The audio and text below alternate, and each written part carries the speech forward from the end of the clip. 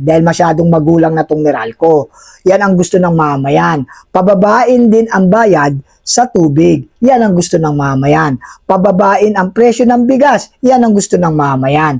At bigyan ng trabaho ang mga walang trabaho. Yan ang gusto ng mamayan. Hindi gusto ng mga mamayan na ma-impeach si VP Sara Duterte dahil hindi naman yan kapakinabangan sa mga mamayang Pilipino.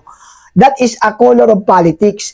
Ang makikinabang dyan, mga politician, hindi mga mamayang Pilipino. Dahil yung impeachment na yan, ay ang patutunguhan yan ay pagpigil sa karapatan ni VP Sara Duterte na tumakbo bilang Pangulo sa 2028. Yun ang talagang ugat ng impeachment na yan.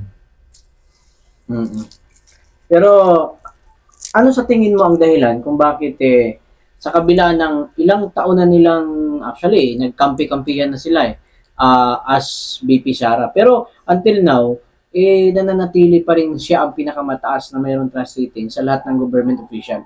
Ano sa tingin mong sitwasyon na ganito? Ang nakikita ko dyan, kasi nga, si VP Sara Duterte sa kabila ng lahat na hinaharas, pinaparatangan, pinupolitika, ay gumaganap pa rin sa kanyang mandato bilang pangalawang Pangulo. Alam nyo ba nung nagkaroon ng lindol sa Mindanao? Hanggang ngayon, nangunguna ang Office of the Vice President na tumutugon. Hindi lang pinapakita sa mainstream media yan, pero sa social media makikita mo na ang Office of the Vice President nangunguna sa sunod-sunod na earthquake sa Mindanao ngayon. Hanggang ngayon, nandoon ang Office of the Vice President nagbibigay ng mga relief goods. At ang mga DDS, supporter, salute, Congressman King Bellimac, yan, supporter leader ni VP Sara Duterte, hanggang ngayon, tumutulong doon, nagtabang Mindanao, nangunguna. Ano yan? Connected yan sa Office of the Vice President. Alam nyo ba yun? Nung nakaraan, ako mismo, kasama sa airport, nagpadala kami ng relief goods. Bagamat na-reject yun, pero i-diretso ang pagpapadala nun. Yung mga relief goods, mga grocery items, mga medical goods, mga damit, mga pangangailangan ng nalindol sa Mindanao. Tabang Mindanao is related to Office of the Vice President. Kaya salute Congressman King Bellimac ng Sarangani na nagpapatuloy na tumutulong dahil yan ay leader ni VP Sara Duterte. Yun ay tulong. Nakita nyo? Kaya hindi mo maiiwasan na ang trust rating ng ating pangalawang Pangulo ay namamayagpag. Kahit na siya'y pinararatangan, winawasak, dinedemoralize, pero nananatili pa rin si VP Sara on top. At ano ang isa? Yung Pangulo natin, ano naging trust rating? Ano naging rating sa survey? Negatibo. Doon pa lang makikita mo na ang pulso ng bayan. Hindi dahil sa DDS tayo This is not a matter of DDS supporter. This is a matter of country and peoples. Dahil tayo mga Pilipino, hindi na dahil sa organisasyon. Dahil tayo mga Pilipino ay uwaw na uwaw sa pagbabago. Pagbabagong tunay na akala natin na kay bongbong. Pero wala na, budol tayo. This is a reality. Sana naman, tigilan na ang pamumulitika. Asikasuhin nyo na ang tunay na problema ng bayan. Forget that impeachment. No impeachment na. Stop na yan. Kahit ma-impeach nyo yan, magkakaroon ng malaking problema ang bansang Pilipinas. Hindi po totoo na ang mamamayan ay gustong-gustong ma-impeach si VP Sara Duterte. Yung mga Kali survey, nakikita nyo naman, ayaw ng mga mamayang Pilipino na ma-impeach si VP Sara Duterte. Ang nagsasabi lang na may gusto ang mamayan, sila Risa Hontiveros, sila Soto, sila Lacson, puro mga kalaban ng mga Duterte. Masyado silang namumulitika, napapabayaan na nila ang tunay na ugat ng problema ng ating bansa. Ang kakulangan ng trabaho, ang mataas na bilihin, ang mataas na bayarin sa kuryente, ang mataas na bayarin sa tubig. Yan ang mga tunay na problema ng ating bansa. Pero nasaan sila? Nasa impeachment na walang tulong sa ating mga mahirap na mamayang Pilipino. Dahil yung impeachment na yan, ang makikinabang dyan ay mga politician. Mga politician na nasa kabilang side. Mm. Bro, may tanong lang ako about sa ano. Bakit sa tingin mo may mga estudyante, even may mga kabataan na anti-Duterte, anti-Sara, anti-Digong. Ano sa tingin mo? Bilang ikaw ay isang tatay at lolo na rin kasi meron ka na rin May apo apo. ako, So lolo na. bilang kayo ho ay mas nakakatanda ho sa kanila kasi nga maraming, lalo especially dito sa Maynila, may mga kabataan na iba college, high school na anti-Duterte. Ano sa tingin mo bakit anti-Duterte sila? Sila ay related sa komunista. Sila ay related sa activism na nasa kabilang panig. Iyan ay matagal ng problema ng ating bayan, ng ating bansa. Lalong-lalo na sa eskwela ng UP. Andyan ang kanilang mother unit, kung tawagin natin sa military. Andyan ang kanilang mother unit. Kaya yung mga kabataang estudyante na sinasabi mo, yan ay mga aktivista, mga related sa komunista. Kaya talagang galit sila sa mga Duterte. Bakit kamo hindi sila magagalit? Sino ba ang umuubos sa mga komunista, sa mga NPA? Sino ba? Sino ba ang against sa komunista? Diba? Mga Duterte. Kaya galit sila sa mga Duterte. Pero ilan-ilan lang yan, kapatid. Ilan-ilan lang yan na nabubulagan sa sistema ng Pilipinas. Ilan-ilan lang sila na tumataliwas sa tunay na prinsipyo ng pagiging makabayan. Kasi kung makabayan ka, yayakapin mo at mamalin mo ang mga Duterte. Bakit? Nung panahon ng mga Duterte, nung panahon ng tatay ni former President Rodrigo Roa Duterte, wala tayong problema sa peace and order. Wala tayong problema sa humanitarian donation ng international. Nakita nyo, lumindol tayo, meron ba kayo narinig na international relief goods na dumating? Yan, kayo na mismo, tanungin ko rin. Meron ba kayo nabalitaan na international relief goods dumagsa sa atin sa bansa? Dahil sunod-sunod ang earthquake, lindol, flash flood sa Mindanao. Wala. Pero dati nung panahon ni Pangulong Duterte, grabe. Andyan ang international relief goods dumarating kagad for humanitarian. Dahil nga nagtitiwala sa atin ang ibang bansa. Hindi lang in kind sila tumulong, hindi lang relief goods, in money, in financial. Nagpapadala sila ng financial assistance para sa rehabilitation ng ating bansa. Dahil tayo tinamaan ng malaking kalamidad, ang ibang bansa ay nakaalalay sa atin. Pero pansinin nyo ngayon, bakit walang umaalalay sa bansang Pilipinas? Bakit? Dahil wala silang tiwala sa ating mga politician. Dahil alam nila na mapapariwara lang. Magpapadala kami ng tulong dyan. Hindi naman mapupunta sa mga biktima. Peperahin lang nila yung corn beef, gagawin nilang sardinas. Di ba? Nakakahiya. Kaya wala nang nagtitiwala sa bansang Pilipinas. Yan ang isa sa mga nakikita ko. Oo.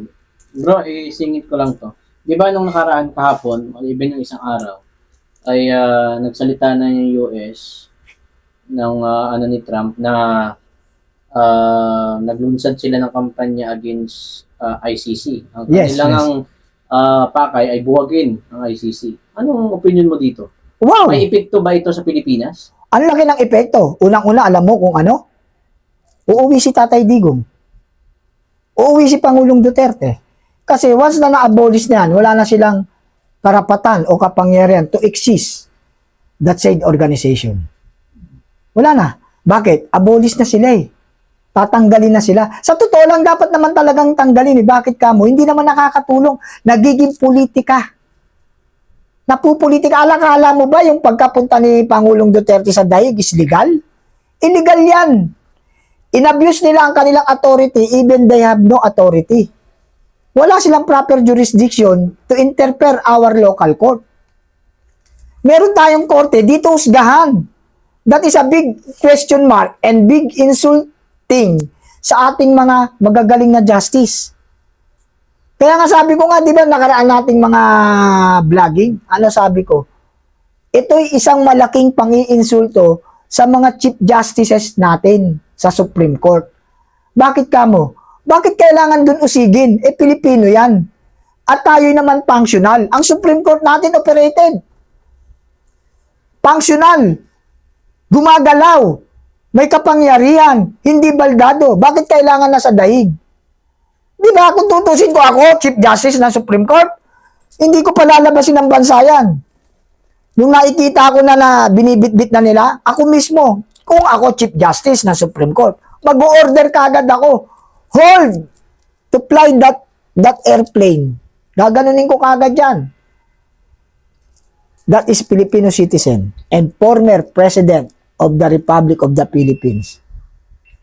Walang karapatang dalhin nyo doon yan dahil meron kaming korte. Huwag nyo dalhin yan. Pwede yun. Pwede yun. Alam mo kung bakit? Supreme Court kay. Ikaw na ang pinakamataas na korte ng bansang Pilipinas. No one. Only Supreme Court. Tanging Supreme Court lang ang makakapigil ng paglipad ng eroplano na yon. Kung gugustuhin ng mga Chief Justice. Magkaisa lang sila na magbigay sila ng memorandum. O, order. Padala mo sa ATC. Alam niyo yung ATC? Air Traffic Control. Sa airport yun. Ipadala sa ATC to. Huwag paliparin yung eroplano na yan. Bakit? Saka yung Pangulo natin. Kung may kaso yan, dito yan husgahan. Walang karapatan ng ICC dahil kami ay nagtatrabaho. Kami ay mga Chief Justice. Iniinsulto kami ng ICC, dadalhin nyo yan? Tama mali. Ako hindi abogado. Common sense lang. May kapangyarihan ang Supreme Court na gawin yan kung gugustuhin nila. Kasi kidnapping yun eh.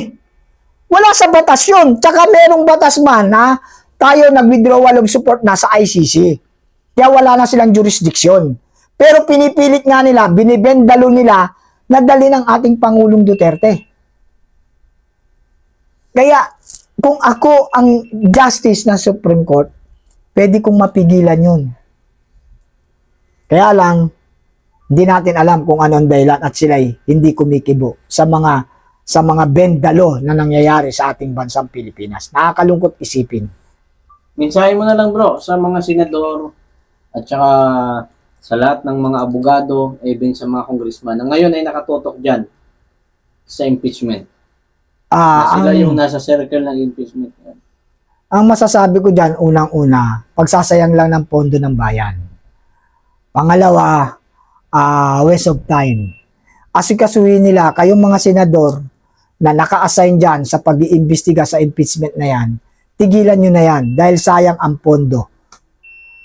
Sayang ang pondo ng bansang Pilipinas na nagagamit lamang sa impeachment na yan. Kaya ang panawagan ko sa mga senador na nag-iimbestiga dyan, stop. Tama na. Tigilan nyo na yan. Nakakaawa na ang bansang Pilipinas. Ayan, konting ulan lang, bumaha tayo. Asikasuhin nyo, ibalik nyo ang tunay na problema, investigasyon sa ghost project ng DPWH flood control. Diyan kayo tumutok, huwag dyan sa impeachment. Kasi ang impeachment, clear naman sa Commission on Audit. Walang anomalya.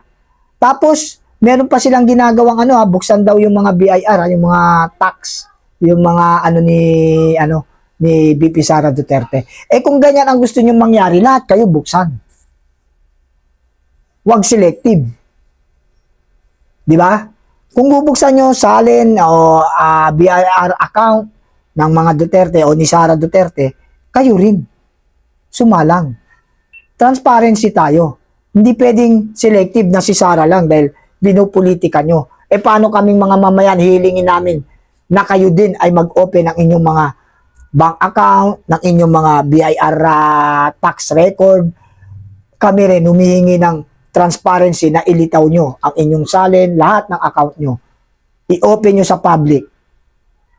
Huwag si VP Sara Duterte lang. Okay. So, dito na tayo sa part na malapit na ang 2028 bro. Isang taon na lang yan halos. 2027 na next year. Then, almost 2 years. Ngayon, anong mangyayari para sa'yo kapag nalagpasan ni VP Sara itong impeachment at naging Pangulo siya? Ano yung mangyayari? Ay maganda.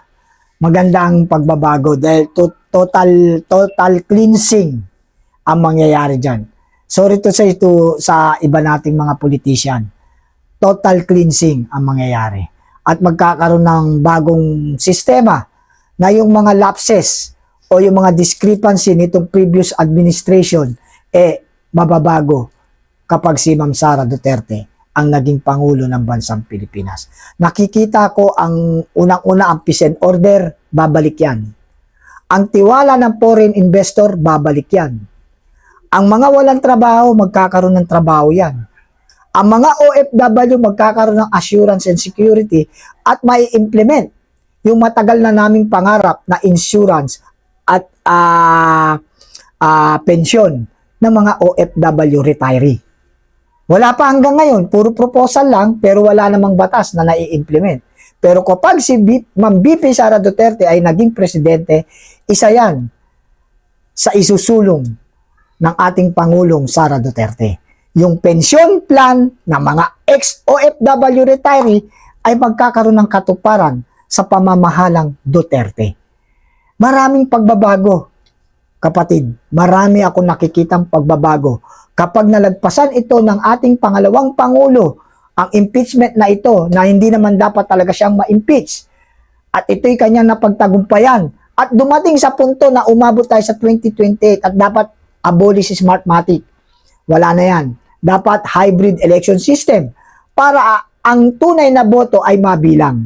Walang dayaang mangyayari, at kapag nanalo ang pangalawang Pangulo, ang mga mamayang Pilipino na naghihirap sa panahon ngayon ay magkakaroon na ng tunay na kasaganahan at kapayapaan at kaunlaran sa ating bansang Pilipinas.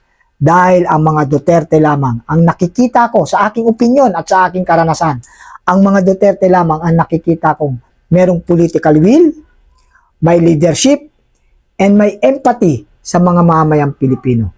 May malasakit at tunay na pagmamahal sa mga mamayang Pilipino at sa ating bayang Pilipinas. Duterte ang nakikita kong pag-asa ng ating bansang lugmok na sa kumunoy ng kahirapan. Duterte ang ating maaasahan. Pero konti na lang.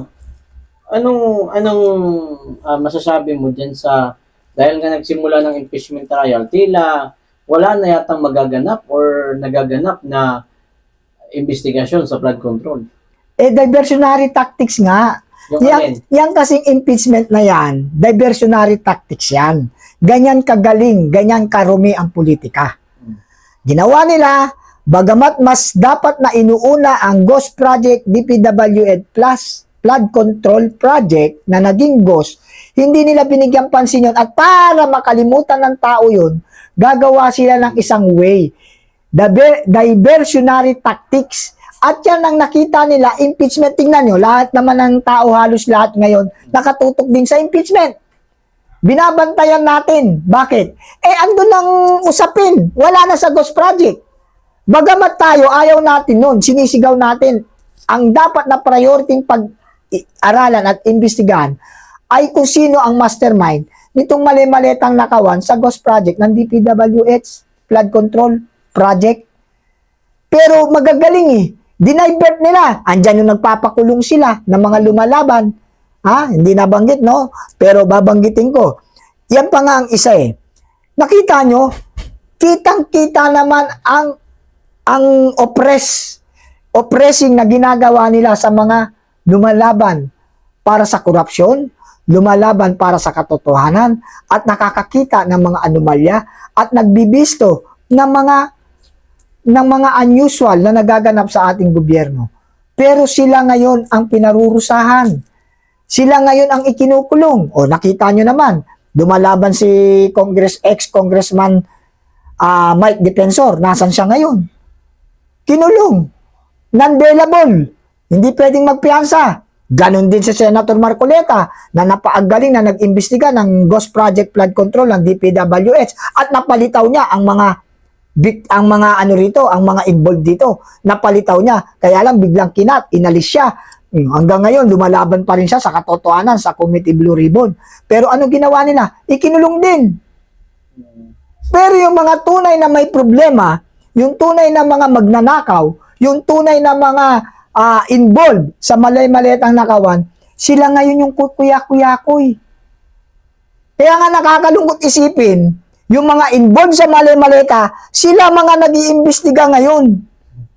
Conflict of interest. Di ba? Saan ka nakakita na ikaw involved ka, binanggit ka na ng 18 Marines na kasama si ganito, kasama si ganyan.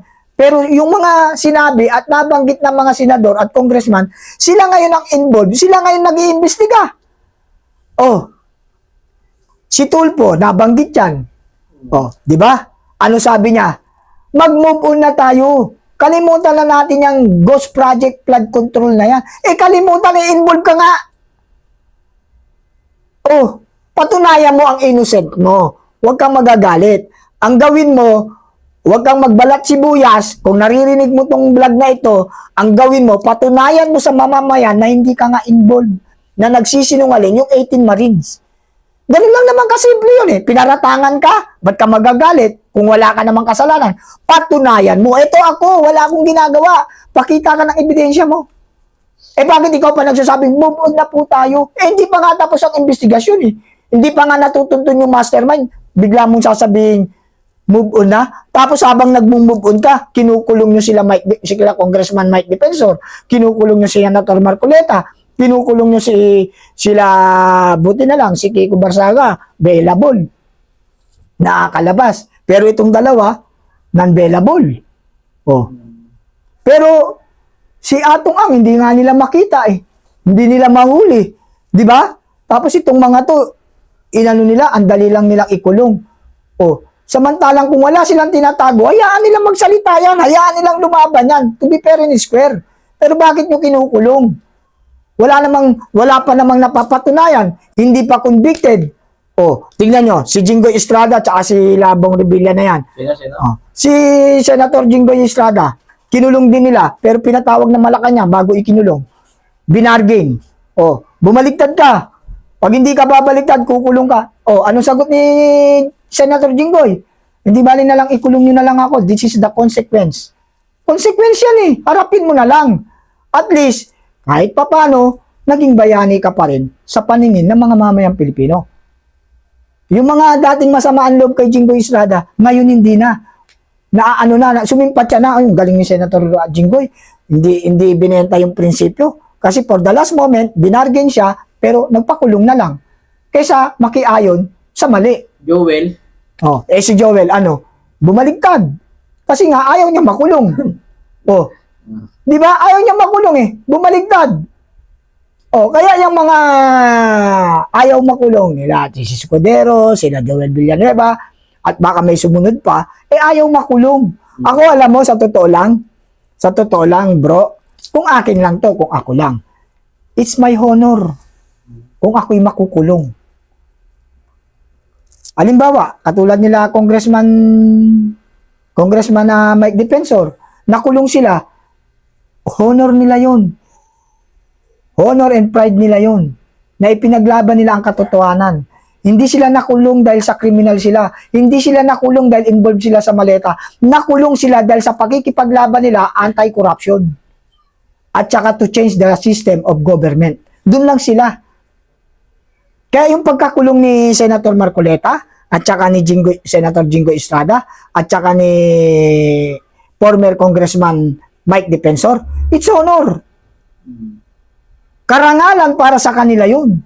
Dahil sila nakulong, hindi dahil sa naging kriminal sila, nakipagkutsabahan sila sa gobyerno dahil gusto nila magnakaw, hindi sila nakulong dahil doon. Nakulong sila dahil sa paghahanap nila ng katotohanan, dahil sa pagmamalasakit nila sa ating lubog na bansa, gusto nilang matuklasan kung sino ang mastermind ng Ghost Project na yan. Dahil ang laking pera talaga na nakaw nila, na nilustay nila para lamang sa ating pondo, para sa ating Ghost Project o Flood Control Project na naging Ghost Project.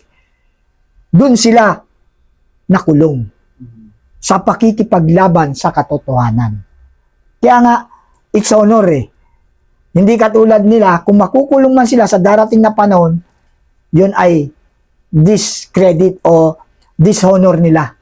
Wala silang honor doon. Dahil nakulong sila, dahil sila ay mga magnanakaw. At ayaw nila makulong.